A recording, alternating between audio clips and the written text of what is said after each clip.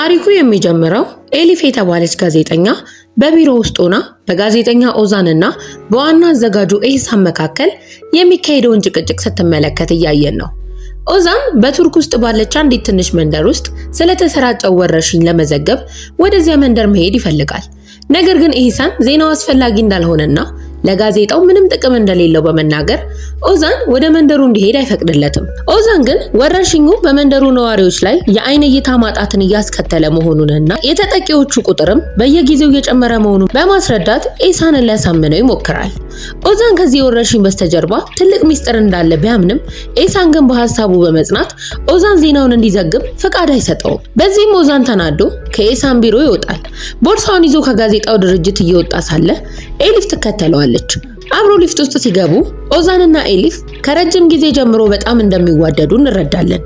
ኤሊፍ ኦዛንን ወዴት እንደሚሄድ ስትጠይቀው ኦዛን ሳዲቅ የተባለ የኬሚስትሪ ባለሙያ እንደሚፈልግ ይነግራታል። ምክንያቱም ሳዲቅ ቀደም ሲል በመንደሩ ስለተሰራጨው ወረርሽኝ አንድ ጽሑፍ አውጥቶ ነበረ። ስለዚህ ኦዛን ስለ ወረርሽኙ ተጨማሪ መረጃ ለማግኘት ሳዲቅን ማግኘት እንደሚፈልግ ለሳዲቅ ኢሜል ልኮለት እንደነበረ ነገር ግን ምላሽ እንዳልሰጠው ይናገራል። ከዚህ በኋላ ኦዛን የሳዲቅን ስልክ ቁጥር እስኪያገኝ ድረስ ክትትሉን ይቀጥላል። ነገር ግን ሲደውልለት ስልኩ ዝግ ነበረ። በዚህ ሰዓት ኦዛን አብሯቸው ሊፍት ውስጥ ያለው ሰው ንግግራቸውን በጥንቃቄ እየሰማ መሆኑን ስላስተዋለ በዚህም ምክንያት ንግግሩን አቋርጦ ለኤሊፍ ለመንገር የፈለገውን አይጨርስም። ምሽት ላይ ኦዛን ከኤሊፍ ጋር እያለ ከሳዲቅ ስልክ ይደወልለታል። ሳዲቅ የላከለትን ኢሜል እንዳየውና ሊያገኘው እንደሚፈልግ ይነግረዋል። ኦዛን ሳዲቅን ለማግኘት ኤሊፍን ተሰናብቷት ይሄዳል። ነገር ግን በድንገት አንድ መኪና መጥቶ ኦዛንን ገይቶ ይገለዋል። ይሄኔ ኤሊፍ ወደ ኦዛን ሮጣ በመሄድ እርዳታ እየጠየቀች ትጮሃለች። በማግስቱ ኦዛን የተባለው ሰው ከአንድ አሮጌ መኪናው መጋዘን ውስጥ ባለ መኪና ውስጥ ራሱን ያገኘዋል። ኦዛን እጁ ላይ የእጽ መርፌ ምልክቶች ሲመለከት ይደነግጣል። ከጎኑ ባለው ወንበር ላይ የአልኮል መጠጥ ጠርሙስና ሽጉጥ ይታያሉ። በመኪናው መስታወት ውስጥ ሲመለከት መልኩ ሙሉ በሙሉ ተቀይሮ በማየቱ በከፍተኛ ሁኔታ ይደነግጣል። በድንገት ሊፍት ውስጥ አብሯቸው የነበረው ሰው መኪና ውስጥ ይታያል። ይሄኔ ኦዛንም ደንግጦ ማን እንደሆነ ይጠይቀዋል። ሰውየውም ስሙ ሃሉክ እንደሚባል የመጣውም ከሞት በኋላ ካለው ዓለም እንደሆነ ይነግረዋል። ሃሉክ እንደገለጸው በህይወት እያሉ ያላለቀ ስራ ላላቸው ሰዎች ሁለተኛ እድል እንደሚሰጥ ይነግረዋል። ኦዛንም በሌላ ሰው አካል ውስጥ እንደሚኖርና አዲሱን ህይወቱን ወዲያውኑ በመጀመር ያላለቀውን ስራ እንዲያጠናቅቅ ያዘዋል። ይሄኔ ኦዛን አሁን ስላረፈበት አካል ማንነት ሲጠይቀው ሃሉክ ይህንን ራሱ እንደሚደርስበት ይመልስለታል።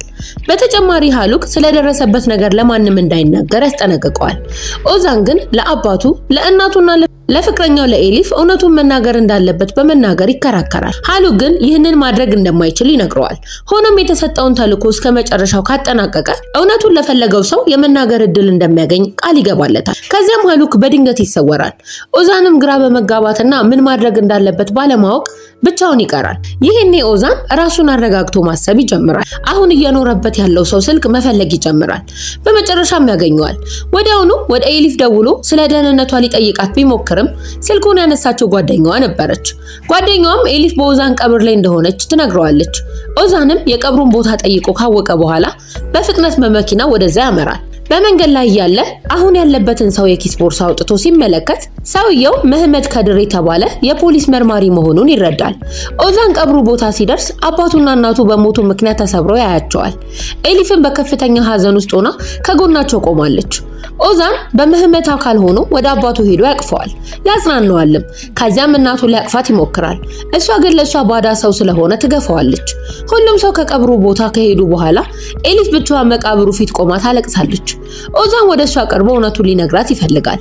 ነገር ግን በዚያ ቅስፈት ከባድ ራስ ምታትና እይታው መደብዘዝ ይጀምራል። ይሄኔ ነው ሃሉክ ተልዕኮውን ሳይጨርስ እውነቱን መናገር እንደማይችል የተናገረው ትክክል እንደነበረ የተረዳው። በመቀጠል ኦዛን ራሱን ለኤሊፍ ያስተዋውቃል። ስሙ መህመድ እንደሚባልና ከኦዛን ጋር በሁለተኛ ደረጃ ትምህርት ቤት አብረው ይማሩ እንደነበረ ተናግሮ ያሻታል። በድንገት ለመህመድ የስልክ ጥሪ ደርሰዋል። ደዋዩ የፖሊስ አዛዡ ነጃት ነበረ። ኦዛን ስልኩን እንዳነሳ ነጃት ይጮህበታል። ትላንት የት እንደነበረ ይጠይቀዋል። ኦዛን ነጃት ማን እንደሆነ እንደሆነ ባያውቅም ስራ ላይ እንደነበረ በመናገር ይመልስለታል። በዚሁ ቅስፈት ኤሊፍ ከዚያ ቦታ ስትሄድ ያያታል።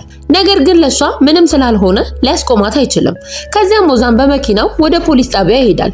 እዚያ እንደደረሰ ነጃት ያንቀዋል። ኦዛንም በዚሁ አጋጣሚ ስለ ምህመት ማንነት ብዙ ነገሮችን ይረዳል። ምህመት በእጽ ሱሰኝነት ምክንያት ከስራ ባልደረቦቹ ብዙ ገንዘብ እንደተበደረና እንዳልመለሰ አልፎ ተርፎ ከቢሮ አስተናጋጅ ሳይቀር የ7 ወር የሻይ ቡና ሂሳብ እንዳለበት ይረዳል። በተጨማሪ ምህመት ወደ ስራ እንደማይመጣና በማንኛውም የፖሊስ እንቅስቃሴ ውስጥ እንደማይሳተፍ ይገነዘባል። ስለዚህ ምህመት ከገባበት ማጥ ለመውጣት ከመሞከር ውጪ ሌላ አማራጭ ስላልነበረው ስለዚህ ለነጃት ከእንግዲህ እንደሚለወጥና የተሻለ ሰው እንደሚሆን ቃል ይገባለታል። በመቀጠል ነጃት በፖሊስ ጣቢያ ውስጥ የሚገኙትን ፖሊስና መርማሪዎች በሙሉ ስብሰባ ይጠራል። ትላንት ምሽት አንድ ጋዜጠኛ በመኪና ተገጭቶ የመገደል አደጋ ደርሶበት እንደሞተ ነግሯቸው ከነሱ መካከል ይሄን ጉዳይ ለመመርመር የሚይዘው ማን እንደሆነ ሲጠይቅ ምህመት ራሱ ምርመራውን እንደሚመራ ይናገራል። ይህንን ሲሰሙ ነጃትና የስራ ባልደረቦቹ ይስቁበታል። ምክንያቱም ምህመት በስራው የማይረባና ስኬታማ ያልሆነ ፖሊስ እንደሆነ ያውቃሉ። ሆኖም ምህመት በሐሳቡ በመጽናቱ ነጃት ምህመት በእርግጠኝነት መለወጡን እንዲያረጋግጥ እድል በመስጠት በሐሳቡ ይስማማል። ከዚህ በኋላ ምህመት ኤሊፍን ለማግኘት ከፖሊስ ጣቢያ ወጥቶ ሲሄድ ሳዴት ከተባለ ሴት ስልክ ይደወልለታል። ልክ ስልኩን እንዳነሳው ሴትየዋ እየተሳደበች መጮት ጀምራለች። ኦዛን ከንግግሯ መረዳት እንደቻለው ሳዴት የምህመት የቀድሞ ሚስት ስትሆን ኤዳ የምትባል ልጅም አላቸው። ምህመት ለረጅም ጊዜ ለልጁና ለቀድሞ ሚስቱ የሚሆን ተቆራጭ ባለመስጠቱ ሳዴት ክስ እንደምትመሰረትበት በመናገር ትዝታለች። ከዚህ ስልክ በኋላ ኦዛን ወደ ኤሊፍ ቢሮ ሄድና የመርማሪነት መታወቂያውን አሳይቷት በኦዛን የሞት አደጋ ዙሪያ ምርመራ እያደረገ መሆኑን ነግሯት ኦዛን ከመሞቱ በፊት የደረሰበት ማንኛውንም አይነት ዛቻ ወይንም ማስፈራሪያ እንደነበረ ይጠይቃታል። ኤሊፍ ግን ኦዛን በጣም ሰላማዊ ሰው እንደነበረ ምንም አይነት ጠላት እንዳልነበረው ትመልስለታለች። ከዚህ በኋላ ምህመት አመስግኗት ከሄደ በኋላ ከቤት ውጭ ሆኖ በሐዘን ይመለከታታል። ኤሊፍ በጣም ተጎድታና ዝላ ስለነበር በድንገት መሬት ላይ ራሷን ስታ ትወድቃለች። በዚህ ጊዜ ኦዛን ደንግጦ በፍጥነት ወደ ቤቱ ይገባል። አንስቶም ሶፋው ላይ ያስተኛታል። ከጥቂት ጊዜ በኋላ ኤሊፍ ስትነቃ ምህመትን ፊት ለፊቷ በማየቷ ደንግጣ እንዴት ወደ ቤቷ ሊገባ እንደቻለ ትጠይቀዋለች።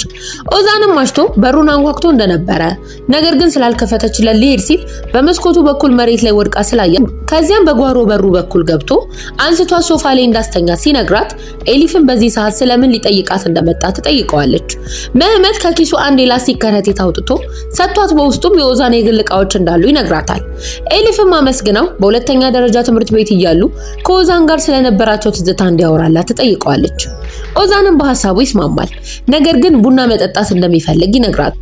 ኦዛን የቡና ሲኒዎቹ የሚቀመጡበት ቦታ ቀጥታ ሄዶ ሲያወጣ ኤሊፍ በጣም ትገረማለች። ምህመትን በሁኔታው ተደናግጦ ሲኒዎቹ እዛ ሊሆኑ እንደሚችሉ ገምቶ እንደሆነ በመናገር ይዋሻል። ከዚህ በኋላ ምህመት ቡናውን አፍልቶ ወደ ኤሊፍ አጠገብ ሲመለስ እሷ ፎቶግራፋቸውን እያየች እንደሆነ ያስተውላል። ምህመትና ኤሊፍ ከኦዛን ጋር የተነሳችውን ፎቶግራፎች አብረው ሲመለከቱ ሁለቱም ይደነግጣሉ። ምክንያቱም ኦዛንን የገጨችው መኪና ከጀርባ ሆና በብዙ ፎቶግራፎች ላይ ትታያለች። በዚህ ጊዜ ኦዛን የሞቱ መንስኤ አደጋ ሳይሆን ሆን ተብሎ የተፈጸመ የግድያ ወንጀል መሆኑን ይረዳል። ይህኔ ኤሊፍም ኦዛን የተገደለው ሲመረምረው በነበረው ጉዳይ ምክንያት መሆኑን እርግጠኛ ስለሆነች የኬሚስትሪ ባለሙያው ሳዲቅ ወደ ገዳዩ የሚደርሱበት ብቸኛው ፍንጭ ሊሆን እንደሚችል ታስባለች። ምህመት የሳዲቅን አድራሻ እንደምታውቀው ሲጠይቃት ኤሊፍ ሳዲቅ ከአደጋው በፊት ለኦዛን አድራሻውን ልኮለት እንደነበረ ትነግረዋለች። ከዚያም ምህመት ከሰጣት የግል ዕቃዎች ከረጢት ውስጥ ስልኩን አውጥታ በመፈለግ የሳዲቅን አድራሻ ታገኛለች። ሁለቱም በፍጥነት ወደ አድራሻው ያመራሉ። እዚያ ሲደርሱ ደረጃውን እየወረደ ያለ አንድ ሰው ያያሉ። ወደ ቤቱ ሲገቡ ግን የሳዲቅን አስክሬን ተዘርሮ በማየታቸው ይደነግጣሉ። ምህመት ገዳዩ ያ ደረጃውን እየወረደ የነበረው ሰው መሆኑን ተረድቶ ይከተለዋል። ሆኖም ግለሰቡ ተኩሶባቸው ያመልጣል። በማግስቱ ፖሊሶች በቤት ውስጥ ምርመራ ሲያደርጉ ምህመት ለአዛዡ ነጃት የሆነውን ይነግረዋል። ከፖሊሶቹ አንዱ ገዳዩን ሊያሳውቀው የሚችል ምንም አይነት ፍንጭ አለመገኘቱን ይገልጻል። በመቀጠል ምህመት በጣም እየደከመውና መኪና መንዳት እንደማይችል በመናገር ከስራ ባልደረቦቹ አንዱ ወደ ቤቱ እንዲያደርሰው ይጠይቀዋል። ይህንንም ያደረገው ማንነቱ እንዳይታወቅና የቤቱን አድራሻ እንደማያውቅ እንዳይነቃበት ነበረ። ግን ዘዴው ተሳክቶለት ቤቱ ይደርሳል። እዚያም እንደደረሰ የቤቱ ባለቤት እየጠበቀው ስለነበረ ምህመት የ3 ወር የቤት ኪራይ እንዳልከፈለ ይነግረዋል። በተጨማሪ ምህመት መኪናውን በጎረቤቱ ቦታ ላይ ስላቆመው እንዲያነሳ ይጠይቀዋል። ኦዛን ወደ ምህመት ቤት ሲገባ ኤጄ የተባለች ሴት የምህመት ፍቅረኛ መሆኗን ይረዳል። ነገር ግን ኤጄ ስለተሰረቀው ገንዘብ ስትጠይቀው ግራ ይጋባል። ምህመት ገንዘቡን እንዲሰርቅ ኤጄ ህይወቷን አደጋ ላይ ጥላ ስለረዳችው ገንዘቡን ለሁለት ለመካፈል ተስማምተው እንደነበረ ኦዛን ይገነዘባል። ኦዛንም እንዳጠረጥረው ሲል ገንዘቡን አስተማማኝ ቦታ ላይ እንደደበቀው በመናገር ይዋሻል። በንግግር ላይ ያሉ በሩ ይንኳኳል። ኦዛን ሊከፍተው ሲሄድ አንዲት ትንሽ ልጅ በር ላይ ቆማ በማየቱ ይገረማል። በዚሁ ቅጽበት የትምህርት ቤት ዳይሬክተሯ ወደ ኦዛን ደውላ የምህመት ልጅ ኤዳ በትምህርት ቤት በሰጠቻቸው የድርሰት ርዕስ ላይ ስለ ህይወቷ በጣም የሚያሳዝን ታሪክ መጻፏን ትነግረዋለች። ይህም ኤዳ በህይወቷ ደስተኛ እንዳልሆነች እንደሚያሳይ ዳይሬክተሯ ገልጻለች። ይሄኔ በሩን ያንኳኳችው ልጅ የምህመት ልጅ ኤዳ መሆኗን ኦዛን ይረዳል። በመስኮቱ ሲመለከትም ልጅቷ ከቤት ውጪ ተቀምጣ ያያታል። ኤጄን ትቶ ወደ ልጅቷ በመሄድ ያነጋግራታል። ምህመት ለልጁ ምንም ግድ የማይሰጣባት እንደነበረና ልጅቷን በትምህርት ቤት በክብደቷ ምክንያት በጓደኞቿ ዘንድ የቡሊንግ ሰለባ ሆና እንደመጣች ኦዛን ይገነዘባል። ይሄ ሁኔታ ኤዳን በጣም ያሳዝኗታል። ኦዛንም በሁኔታው አዝኖ ሁሉም ነገር ወደ ተሻለ ሁኔታ እንደሚቀየር ቃል ይገባላታል። በዚህ ሰዓት በድንገት ከኤሊፍ ስልክ ይደወልለታል። የወንጀሉን መኪና የሚያሳዩ የካሜራ ምስሎችን እንዳገኘች ትነግረዋለች። ኦዛንም በፍጥነት ወደ እሷ ሄዶ ምስሉን ተቀብሎ ወደ ፖሊስ ጣቢያ ይሮጣል። እዚያም የሥራ ባልደረቦቹን ሰብስቦ ገዳዩን እንደደረሰበት ይነግራቸዋል። ኦዛን ኮምፒውተሩ ላይ የምስል ማከማቻውን ሰክቶ ቪዲዮውን መመልከት ይጀምራል። ገዳዩ ከመኪናው ሲወርድ ይታያል። ሁሉም ሰው የገዳዩን ፊት አይቶ ማንነቱን የሚያውቅበት ቅጽበት በጉጉት ሲጠብቅ በድንገት የጥገና ሰራተኛ በእሳት መከላከያ ዘዴው ላይ በፈጠረው ስህተት ምክንያት የጣሪያ ውሃ መርጫዎች በሙሉ ይከፈቱና ጣቢያውን በውሃ ያጥለቀልቁታል። በቦታው ላይ ትልቅ ግርግር ይፈጠራል። ሁሉም ሰው ፋይሎቹንና ኮምፒውተሮቹን ከውሃ ለማዳን ሲሯሯጥ በዚያው ሰዓት ገዳዩ ፊቱ ወደ ካሜራው ሲዞር ኦዛን በድንጋጤ ደርቆ ይቀራል። ምክንያቱም ገዳዩ ራሱ ምህመት ነበረ። ኦዛን ወዲያውኑ የምስል ማከማቻውን ነቅሎ ወደ ሽንት ቤት ይሮጣል። እዚያም ራሱን መቆጣጠር አቅቶት ምህመት ለምን እንደገደለው ራሱን ይጠይቃል። ነገር ግን ወዲያውኑ ተረጋግቶ ምስሉ እንዳይታይ ለማድረግ ምስል ማከማቻውን ውሃ ውስጥ ከቶ ያበላሸዋል። ከዚያም ወደ ነጃት ተመልሶ ማከማቻው እንደተበላሸና ምንም ጥቅም እንደማይሰጥ ይነግረዋል። ከዚህ በኋላ ኤሊፍ መጣ ገዳዩን አይቶት እንደሆነ ስትጠይቀው ገዳዩ ፊቱን ሳያይ ምስሉ እንደጠፋ ይነግራታል። ነጃት ግን ማከማቻውን ለቴክኒክ ክፍል ሰጥቶት እንዲጠገን ያዘዋል። በዚህ መሃል ኢብሮ የተባለች መርማሪ መጣ መኪናው በምህመት ቤት አካባቢ በሚገኝ ካሜራዎች ላይ መታየቱን ትናገራለች። በዚህ ቅጽበት ኦዛን የቤቱ ባለቤት መኪናውን እንዲያነሳ የጠየቀውን ያስታውሳል። ይሄኔ ኦዛን በፍጥነት ወደ ምህመት ቤት በመሄድ በመኪናው ላይ የተሸፈነውን ጨርቅ ሲያነሳው በድንጋጤ ደርቆ ይቀራል።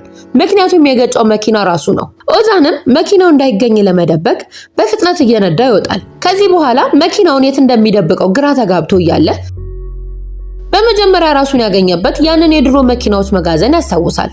ይሄኔ በፍጥነት ወደዚያ ያመራል። የመጋዘኑ ባለቤት ሲያዩ ይጮህበታል። በዚህ ሰዓት ኦዛን አንድ እውነት ይረዳል። ምህመት መኪናውን ከመጋዘኑ ባለቤት ተውሶ ወንጀሉን እንደፈጸመ ወዲያውኑ ሊመልስለት ቢገባም እንዳልመለሰለት ይገነዘባል። በተጨማሪም ኤስማት የተባለ የወንጀለኞች ቡድን መሪ ምህመትን እየፈለገው እንደሆነ ከመጋዘኑ ባለቤት ይሰማል። ኦዛን በኤስማትና በምህመት መካከል ምን አይነት ግንኙነት እንዳለ ለማወቅ ወደ ኤስማት ለመሄድ ይወስናል። ነገር ግን ከመሄዱ በፊት ወደ ፖሊስ ጣቢያ በመሄድ ስለ ኤስማት ማንነት መረጃዎችን ያሰባስባል። ከዚህ በኋላ ምሽት ላይ ወደ ኤስማት ይሄዳል። እዚያም የግድያውን ትዕዛዝ ለምህመት የሰጠው ኤስማት እንደሆነ ይረዳል። ምህመትም ግድያውን ከፈጸመ በኋላ 2 ሚሊዮን ሊሬ ተቀብሎ እንደነበረ ይገነዘባል። ነገር ግን ምህመት ገንዘቡን ለኤስማት አልመለሰለትም ነበር። ኤስማትም የሚፈልገው ለዚህ ነበረ። ኦዛን ኤስማትን ለማሳመን ሲል ገንዘቡ እንዳይታወቅበት ብሎ ወደ መኒ ላውንድሪንግ እንደላከው ይነግረዋል። ይሄኔ ኤስማት በንግግሩ ቢታለልም ኤሊፍ የተባለች ጋዜጠኛ ጉዳዩን እየመረመረች እንደሆነና ይህም ግድያውን ያዘዙ ሰዎች እያበሳጨ መሆኑን ለኦዛን ይነግረዋል። እንደ ኤስማት ገለጻ እነዚያ ሰዎች በጣም ጠንካራ ከመሆናቸው የተነሳ ኤስማት ሊቋቋማቸው እንደማይችል፣ ምክንያቱም እነሱ የፈለጉት የኦዛንን ሞት እንደ ተራ አደጋ እንዲታይ እንጂ ዜና እንዲሆን አልነበረም። በዚህ ሰዓት ኤሊፍ በቤቷ ሆና ምርመራውን ስትቀጥል ማንነታቸው ያልታወቁ ሰዎች ጥቃት ሰንዝረውባት ራሷን እንድትስት ያደርጓታል። ከዚያም ወደ ባህር ዳርቻ ወስደው በአንድ ጀልባ ውስጥ ካሰሯት በኋላ ጀልባውን ወደ ባህሩ መሃል እንድትሄድ ይለቋታል። ኤሊፍ ስትጮህና እርዳታ ስትጠይቅ አድራ ንጋት ላይ በአንድ አሳ አስጋሪ ትድናለች። ኦዛን በኤሊፍ ቤት ደጃፍ መኪና ውስጥ ሆኖ ሲጠብቃት በአሳ አስጋሪው መኪና ተጭና ስትመጣ ያያታል። ከዚህ በኋላ ኤሊፍ የሆነውን ሁሉ ትነግረዋለች። ጠላፊዎቹ ኦዛንን የገደሉት እነሱ እንደሆኑና ምርመራዋን ካላቆመች እንደሱ እንደምትገደል እንደዛቱባት ትገልጻለች። ይሁን እንጂ ኤሊፍ አልፈራችም። ወረርሽኙ የተሰራጨባትን መንደር አድራሻ አግኝታለች። ኦዛን ብቻዋን እንድትሄድ ስላልፈለገ አብሯት ይሄዳል። መንደሩ እንደደረሱ አንድ ሰው በድንገት መኪናው ፊት ለፊት ይቆማል። ኦዛን ፍሬን ይዞ ከቆመ በኋላ ሊጮህበት ሲል ሰውየው አይነ ስውር መሆኑን ይረዳል። ኤሊፍ ሰውየውን ስትጠይቀው ከ4 ዓመት በፊት ማየት እንደተሳነው ይነግራታል። ከዚያም ወደ መንደሩ ካፌ ሲሄዱ የሚገርመው ነገር በአካባቢው ያሉት አብዛኞቹ ሰዎች አይነ ስውራን መሆናቸውን ያስተውላሉ። ኤሊፍ ልታነጋግራቸው ብትሞክርም ጋዜጠኛ መሆኗን ሲያውቁ ሁሉም ሊያናግሯት ፈቃደኛ ስላልሆኑ የመንደሩ ካፌ ባለቤት ኦዛንና ኤሊፍን ከቦታው ያባርራቸዋል። ልክ ከካፌው እንደወጡ የመንደሩ ከንቲባ ፊት ለፊታቸው ይመጣል።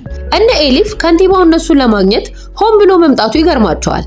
ከንግግሩ መረዳት እንደቻሉት ኦዛንና ኤሊፍ ከመንደሩ ነዋሪዎች ጋር እንዲነጋገሩ አልፈለገም።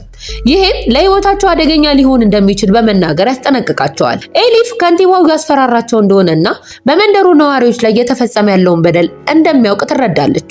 ይህ ደግሞ እውነቱን ለማውጣት ያላቸው ቁርጠኝነት ይበልጥ ያጠናክረዋል። ከመንደሩ እየወጡ ያለ መርዛማ ኬሚካል የጫነ አንድ ትልቅ የጭነት መኪና ያሉ። መኪናውን ተከትለው ሲሄዱ መጨረሻቸው አንድ ፋብሪካ ጋር ይደርሳሉ። ኦዛንና ኤሊፍም የፋብሪካው ቆሻሻ በጭነት መኪናው ተወስዶ ነዋሪዎቹ በሚጠጡት ሐይቅ ውስጥ እንደሚደፋ ይረዳሉ። ይህም ማለት የተበከለ ውሃ ለወረርሽኙ መሰራጨት ዋናው ምክንያት መሆኑንና ከዚህ ሁሉ በስተጀርባ የፋብሪካው ባለቤት እንዳለ ይገነዘባሉ። ሆኖም ኦዛንና ኤሊፍ ባልጠበቁት ሁኔታ የመንደሩ ነዋሪዎች መሳሪያ ይዘው ስለወጡ ከመንደሩ እንዲወጡ ያስፈራሯቸዋል። ኤሊፍ ለበሽታው መንስኤ ፋብሪካው መሆኑን ልታስረዳቸው ብትሞክርም ሊሰማት ግን አይፈልጉም። ምክንያቱም የመንደሩ ነዋሪዎች በሙሉ በዛ ፋብሪካ ውስጥ የሚሰሩ በመሆናቸውና ብቸኛ የገቢ ምንጫቸው እሱ በመሆኑ እውነቱን መቀበል አይፈልጉም። በዚህ ጊዜ ኤሊፍና ኦዛን የመንደሩ ነዋሪዎች ጉዳት ሳያደርሱባቸው ከመሸሽ ውጪ ሌላ አማራጭ አልነበራቸውም። በድንገት ኤሊፍ ቀደም ብለው ያገኙትን ያንን አይነ ስውር ሰውዬ ታየዋለች። ኦዛን መኪናውን በፍጥነት እንዲያቆመው ከጠየቀችው በኋላ ወርዳ ሰውየውን ታነጋግረዋለች።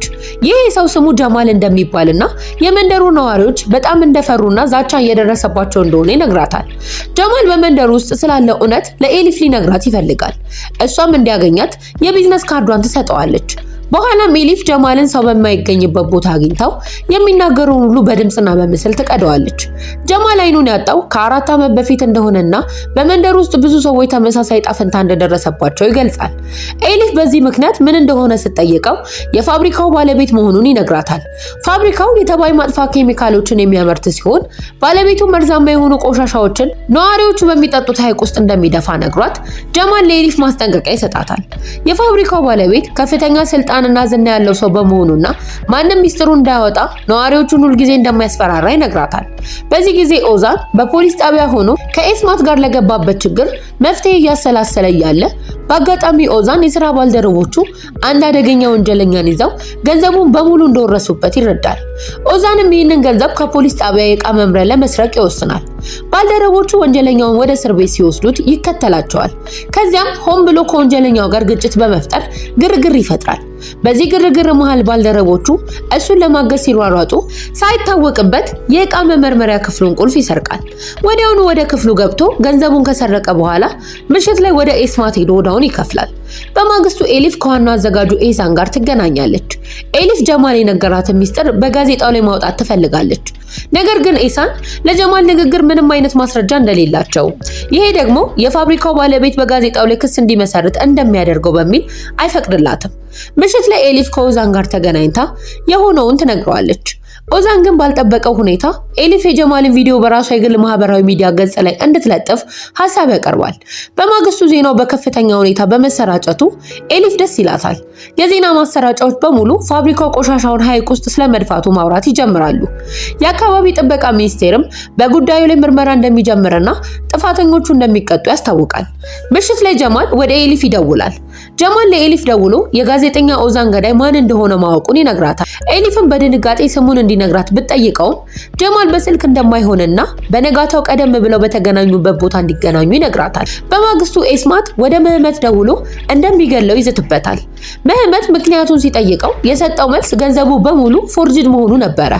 ምህመት በሰራው ስህተት ደንግጦ ራሱን መቆጣጠር ያቅተዋል። ነገር ግን ወዲያውኑ ተረጋግቶ እንደተታለለ ትዕዛዙን የሰጣቸው ሰው ሐሰተኛ ገንዘብ የሰጣቸው እሱ እንደሆነ በመናገር ኤስማትን ያሳምነዋል። ከዚህ በኋላ ምህመት ግድያውን እንዲፈጽም ከሱ ጋር የተስማማው አካል ማን እንደሆነ ኤስማትን ይጠይቀዋል። ኤስማትም ትዕዛዙን የሰጠው የፖሊስ አዛዡ ነጃት መሆኑን ሲነግረው ኦዛን በድንጋጤ ደርቆ ይቀራል። በዚህ ሰዓት ኤሊፍ ጀማል ጀማልን ለማግኘት ትሄዳለች። ጀማል አንድም ቃል ሳይናገር በድንገት ተኩስ ይከፈትበትና ይሞታል። በቦታው ላይ ከፍተኛ የተኩስ ልውውጥ በመጀመሩ ኤሊፍ ደንግጣ ራሷን ለመከላከል ትደበቃለች። ማንነታቸው ያልታወቁ ሰዎች የጀማልን አስክሬን አንስተው ይወስዱታል። ኤሊፍ ለመንቀሳቀስ ብትሞክርም በተኮሱባት ቁጥር ትደበቃለች። በመጨረሻም ስልኳን አውጥታ ወደ ምህመት ደውላ የሆነውን ሁሉ ትነግረዋለች። በዚህ ቅስፈት በፖሊስ ጣቢያ ውስጥ ኢብሩ ከነጃት ጋር ቢሮ ውስጥ ሆና ምህመት እንዳታለላቸው ትነግረዋለች። ኢብሩ ለአዛዡ ነጃት እንደነገረችው ከሆነ ምህመት የምስል ማከማቻውን ለቴክኒክ ክፍሉ ሳይሰጥ በማታለል ቤት ውስጥ ደብቆ ስለነበረ እሷን በአጋጣሚ ቤት ውስጥ አግኝታው ምህመት ሳያውቅ ለቴክኒክ ክፍሉ እንደሰጠችው ትገልጻለች። የቴክኒክ ክፍሉ ባለሙያዎች ማከማቻውን ጠግነው ምስሉን ሲያሳዩት ኦዛንን የገደለው ምህመት መሆኑን እንዳረጋገጡ ትነግረዋለች። ይሄኔ ነጃት በምስሉ ላይ ምህመትን ሲያየው በድንጋጤ ደርቆ ይቀራል። ምክንያቱም ምህመት እንዲህ አይነት ወንጀል ይፈጽማል ብሎ ማመን ከብዶታል። ኢብሩ ግን ምህመት ሱሰኛ፣ ብዙ ዕዳ ያለበትና ሙሰኛ ፖሊስ እንደሆነ ግድያውንም የፈጸመው ለገንዘብ እንደሆነ ትነግረዋለች። ነጃትም ራሱ ጉዳዩን ከምህመት እስኪያጣራ ድረስ ለማንም እንዳይነገር ያዛታል። በዚህ ጊዜ ኦዛን ኤሊፍ ያለችበት ቦታ ይደርሳል። ነገር ግን የጀማልን መገደል የሚያሳይ ምንም አይነት ምልክት ባለመኖሩ ይገረማል። ኤሊፍ ግን ገዳዮቹ አስክሬኑን ይዘውት እንደሄዱ ትነግረዋለች። ይህኔ ምህመት ጀማልን ልታገኝ ስትሄድ ስላልነገረችው ይወቅሳታል። ከዚያም ይዟት ከቦታው ይሄዳል። ከዚህ በኋላ ምህመት ነጃትን ያገኘውና ከኢስማት የሰማውን እውነት ፊት ለፊት ይነግረዋል። ነጃት የጥፋተኝነት ስሜት እየተሰማው ስለነበረ የሆነውን ሁሉ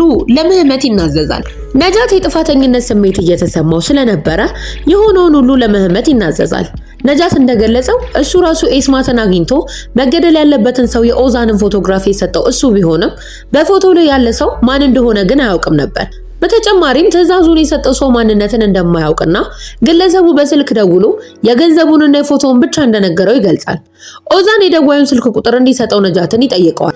ነጃትም ቁጥሩ በቢሮ ባለው ሌላ ስልክ ላይ መመዝገቡንና ቢሮ ሲደርስ እንደሚልክለት ቃል ይገባለታል። ኦዛን ነጃት ለምን በዚህ ወንጀል ውስጥ እንደተባበረ ሲጠይቀው ነጃት በህይወት ውስጥ ባሉ ብዙ ችግሮች ምክንያት ተገዶ እንደሆነ ይነግረዋል። በዚያው ምሽት ኢስማት ከሚስቱ ኤጄ ጋር ሆስፒታል ይገኛል። ኤጄ በድንገት ታማ ስለነበረ ለሕክምና ተወስዳለች።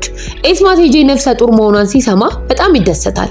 ኤጄ ግን ገና በማደንዘዣ ውስጥ ስለነበረች ከኢስማት ጋር እያወራች ቢሆንም በሐሳቧ ግን ከምህመት ጋር እያወራች ስለነበረ ኢስማት ካወቀ እንደሚገላት በመናገር ከምህመት ጋር ያላትን ግንኙነት ትናዘዛለች። ኢስማት ሚስቱ በምህመት እንደከዳችው ሲረዳ በድንጋጤ ደርቆ ይቀራል። ምህመትንም ገሎ ለመበቀል ይወስናል። በተመሳሳይ ሰዓት ኦዛን ከግድያው በስተጀርባ ያለውን ሰው ስልክ ቁጥር በእጁ እንደሚገኝ ይነግራታል። ነገር ግን ወደ ቅጥሩ ቢደውልም የሚመልስ አልነበረም። በመሆኑም ኦዛን ወደ ኢብሩ ደውሎ የስልኩ ባለቤት ማን እንደሆነና የት እንደሚገኝ እንድታጣራለት ይጠይቃታል። በማግስቱ ጠዋት ኢብሩ መልእክት ትልካለች። ስልኩ የሚገኘው በመንደር ውስጥ ባለው በዚያው የተባይ ማጥፊያ ኬሚካል ፋብሪካ ውስጥ መሆኑን ትነግረዋለች። ኦዛንና ኤሊፍ በፍጥነት ወደ ፋብሪካ ያመራሉ። ነገር ግን ፋብሪካው ተዘግቶ ስለነበር አጥሩን ዘለው ይገባሉ። ወደ ዋናው ቢሮ ህንጻ ሲገቡ ኦዛን ወደ ቁጥሩ ይደውላል። በዚያው ቅስፈት በፋብሪካው ባለቤት ቢሮ ውስጥ ስልክ ሲጮህ ይሰማሉ። ወደ ቢሮ ሲገቡ ግን የፋብሪካው ባለቤት ሞቶ ያገኙታል። ማንም ሳያያቸው በፍጥነት ከአካባቢው ይሸሻሉ። ከዚያም ምህመት ኤሊፍን በካፌው እንድትጠብቀው ነግሯት እሱ ግን የሥራ ባልደረባው የኢብሩ ሰርግ ስነ ስርዓት ላይ ለመታደም ይሄዳል። ምህመት ሰርጉ ቦታ ከነጃት ጋር ተቀምጦ ስለ ፋብሪካው ባለቤት ሞት ያወራሉ። ነጃት ባለቤቱ ስለሞተ አሁን ጉዳዩ እንደተዘጋ ቢነግረውም ኦዛን ግን ገና ያልታወቀ የተሳሳተ ነገር እንዳለ ስለሚሰማው ጉዳዩ እንዳልተዘጋ ይነግረዋል። በንግግር ላይ ያሉ ሙሽሪት ኢብሩ ከሙሽራው ጋር ትገባለች። የጋብቻ ስነ ስርዓቱም ይጀምራል። በዚህ ሰዓት ኤሊፍ ካፌ ውስጥ ሆና ምህመትን እየጠበቀች እያለ በድንገት ጀማልን መኪና እየነዳ በጎዳናው ላይ ሲያልፍ ታየዋለች። ኤሊፍ ደንግጣ እየሮጠች ልትደርስበት ብትሞክርም እሱ ግን አምልጦ ይሄዳል። ወደ ሰርጉ ስፍራ ስንመለስ ኢስማትና ግብረ አበሮቹ መሳሪያ ይዘው ወደ ሰርጉ አዳራሽ በድንገት ይገባሉ። ዓላማቸው ምህመትን መግደል ነበረ። በዚያም የነበሩት ፖሊሶችና በኢስማት ሰዎች መካከል ከፍተኛ የተኩስ ልውውጥ ይደረጋል። በዚህ መሃል ኦዛን በሆዱ ላይ በጥይት ተመቶ ይቆስላል። ኢስማት ነጃትና ሙሽራው በዚሁ ተኩስ ህይወታቸው ያልፋል። ኦዛን በከባድ ሁኔታ ቆስሎ ወደ ሆስፒታል ይወሰዳል። ወዲያውኑም የቀዶ ጥገና ክፍል ይገባል። በተመሳሳይ ሰዓት ኤሊፍ ወደ ጋዜጣው ድርጅት በመሄድ ለዋና አዘጋጁ ኢሳን ጀማል እንዳታለላት አይነ ስውር መስሎ እንደተወነ በቁጣ ትነግረዋለች። ይሄኔ ኢሳን በኤሊፍ ላይ በጣም ይናደዳል። እሷን አምኖ ዜናውን በማውጣቱ የመንግስት አካላት ጣልቃ ገብተው ፋብሪካውን እንዲዘጋ በማድረጋቸው በዚህ ምክንያት የፋብሪካው ባለቤት ህይወቱን ማጥፋቱን ይነግራታል። ይህ ሁሉ ውሸት ከሆነ ሁሉም ተከሰው ወህኒ እንደሚገቡ በመናገር ይጮሃል። ይደግፋል። የኤሊፍ የስራ ባልደረባ ሻግላ ግን ጀማልን መፈለግ እንዳለባቸው በመናገር ልታረጋጋው ትሞክራለች። ኢህሳንም እንዴት አድርገው እንደሚያገኙት ሲጠይቅ ኤሊፍ ጀማል ሲነዳ የነበረውን መኪና ታርጋ ቁጥር መመዝገቧን ትነግረዋለች። ሻግላንም ስለ መኪናው እንድታጣራ ቁጥሩን ትሰጣታለች። በዚህ መሃል አንድ የስራ ባልደረባቸው ወደ ቢሮ ገብቶ በሰርግ አዳራሽ ውስጥ የተኩስ ልውውጥ መደረጉን፣ ብዙ ሰዎች መጎዳታቸውንና የፖሊስ አዛዡ ነጃት መሞቱን ይነግራቸዋል። ኤሊፍ ይሄ ሰርግ መህመት የሄደበት ሰርግ መሆኑን አውቃ በድንጋጤ ወደ ሆስፒታል ትሮጣለች። ሆስፒታል እንደደረሰች የመህመት ልጅ ኤዳም ታገኛታለች። ኤዳ አባቷ እንደሚሞት እርግጠኛ እንደሆነ ስትናገር ኤሊፍ ትገረማለች። ኤሊፍ ለምን እንዲህ እንደምትል ስትጠይቃት ኤዳ አባቷ ራሱ እንደነገራት ትገልጻለች። ታሪኩ ወደ ኋላ ሲመለስ መህመት ከኤስማት የሰረቀውን 2 ሚሊዮን ሊሬ ለልጁ ለኤዳ ሲሰጣት ይታያል። እሱም በማንኛውም ሰዓት ሊሞት እንደሚችል፣ ስለዚህ ገንዘቡን ከሷ ጋር እንዲቆይና ለማንም እንዳሰጥ እሱ ከሞተ በኋላ ገንዘቡ ጥሩ ህይወት እንድትኖር እንደሚረዳት ነግሯት ለልጁ ለኤዳ በቦርሳ ውስጥ ያለውን ገንዘብ ሰጥቷት ሁልጊዜ በጥንቃቄ እንድትይዝና ለማንም እንዳትናገር ያስጠነቅቃታል። ወደ ሆስፒታሉ ስንመለስ ሐኪሙ ከቀዶ ጥገና ክፍል ወጥቶ መህመት የተሳካ ቀዶ ጥገና እንደተደረገለትና ወደፊት እንደሚያገግም ለቤተሰቦቹ ያበስራል። በዚህ መሃል ለኤሊፍ ከስራ ባልደረባዋ ከሻግላ ስልክ ይደወልላታል። ሻግላ የጀማልን ቤት አድራሻ እንደደረሰችበት ትነግራታለች። ኤሊፍ ወዲያውኑ ታክሲ ይዛ ወደ ጀማል ቤት ታመራለች። ነገር ግን አንድ የፖሊስ መኪና በድብቅ እየተከታተላት እንደሆነ አላወቀችም ነበር። ኤሊፍ ጀማል ቤት ደርሳ በሩን ስታንኳኳ ጀማል በሩን ስለከፈተላት ፊቱ ላይ የሚለበልብ ስፕሬይ ትረጭበታለች። ከዚያም በዱላ ትደበድበዋለች። በዚህ ቅስፈት ፖሊሶች ደርሰው ሁለቱንም በቁጥጥር ስር ያውላቸዋል። ፖሊስ ጣቢያ ሲደርሱ ኤሊፍ አንድ ነገር ትረዳለች። ፖሊሶቹ እሷን ሲከተሏት የነበረው በእሷ አማካኝነት ጀማልን ለማግኘትና በቁጥጥር ስር ለመዋል ነበረ። ፖሊሶቹ ኤሊፍን ፍትህን በማዛባትና የሐሰት ወሬን በማሰራጨት ወንጀል ይከሷታል። ኤሊፍ እሷ ምንም ጥፋት እንደሌለባት ጀማል አታሏት አይነ ስውር መስሎ የተወነው እሱ እንደሆነና ፋብሪካው መርዛማ ቆሻሻ ሐይቅ ውስጥ ይደፋል ብሎ የነገራት እሱ መሆኑን በመናገር ለራሷ ለመከላከል ትሞክራለች። ጀማል ግን ውሸቷን እንደሆነ በመናገር ይክዳል። ቪዲዮ ላይ ተናገረውን እንዲናገር ኤሊፍ ራሷ ገንዘብ እንደሰጠችው ተናግሮ ይዋሻል። ኤሊፍ ይሄኔ በቁጣ ገንፍላ ጀማል ላይ ልትዘትበት ብትሞክርም ፖሊሶቹ ይዟታል። በመቀጠል ኤሊፍ ለመርማሪው የአካባቢ ጥበቃ ሚኒስቴሩ ሐይቅ ውስጥ መርዛማ ንጥረ ነገር መኖራቸውን ማረጋገጡንና እሷም የሐሰት ወሬ እንዳልሰራች ለፖሊስ መርማሪው ትነግራለች። ነገር ግን መርማሪው አሁን የደረሰውን አዲስ ሪፖርት ያሳያታል። ሪፖርቱ ፋብሪካው በሐይቅ ውስጥ ለተገኘው መርዝ ምንም አይነት ግንኙነት እንደሌለው የሚገልጽ ነበረ። በዚህም ምክንያት ኤሊፍና ጀማል ምርመራ እስኪደረግባቸው ድረስ እንዲታሰሩ ይታዘዛል። በሆስፒታል ውስጥ መህመት ሲነቃ የመህመት ሚስት ሳዴት ከፊት ለፊቱ ቆማ ያገኛታል። ሳዴት በዚህ ሆስፒታል ውስጥ ነርስ ሆና እንደምትሰራ ይረዳል። እሷም ኢስማት ነጃትና ሙሽራው በሰርጉ ላይ በተደረገው ተኩስ መሞታቸውን ስትነግረው ልጁ ኤዳም ገብታ ኤሊፍ ልትጠይቀው መታ እንደነበረና ነገር ግን በፖሊስ መያዟን በኢንተርኔት ላይ እንደሰማች ትነግረዋለች። በማግስቱ ኦዛን ከሆስፒታል በሚስጥር አምልጦ ወደ ፖሊስ ጣቢያ ይሄዳል።